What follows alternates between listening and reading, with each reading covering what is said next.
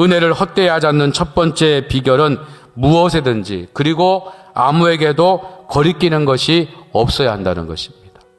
우리는 하나님의 은혜를 담고 있는 그릇이고 또 복음을 전달하는 편지가 되는 줄로 믿습니다. 만약 우리가 사람들 앞에서 거리끼는 모습이 우리에게 많이 있다고 하면 우리가 받은 은혜와 복음까지도 사람들에게 거리끼는 것이 되고 하나님 역사는 우리의 거리끼는 허물로 말미암아 해방을 받게 된다는 것이 오늘 본문의 말씀이에요.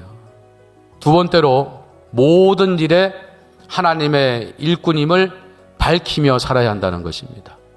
자, 오늘 본문 4절을 보면 오직 모든 일에 하나님의 일꾼으로 자천하여 라고 했습니다. 바울은 어디서 무엇을 하든지 자신이 하나님의 일꾼이라고 하는 것을 일부러 밝히며 살았다는 거예요.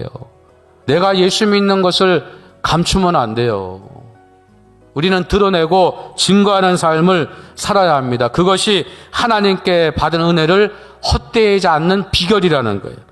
오늘 사도 바울은 본문에서 하나님의 일꾼으로 자신을 밝히면서 어떻게 살았다라고 말씀하고 있습니까? 4절 하반절부터 보니까 많이 견디는 것과 환난과 궁핍과 곤란과 매맞음과 갇힘과 난동과 수고로움과 자지 못함과 먹지 못한 가운데서도 깨끗함과 지식과 오래 참음과 자비함과 성령의 감화와 거짓이 없는 사랑과 안전하고 평탄하기를 바라는 것이 모든 사람의 바람입니다.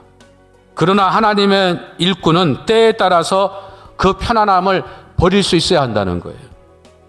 하나님의 영광을 위해서 필요한 것이라면 오히려 어려움을 선택하고 환난과 궁핍도 받아들여야 한다는 것입니다. 은혜를 헛되이하지 않는 사람은 편한 것을 추구하는 것이 아닙니다.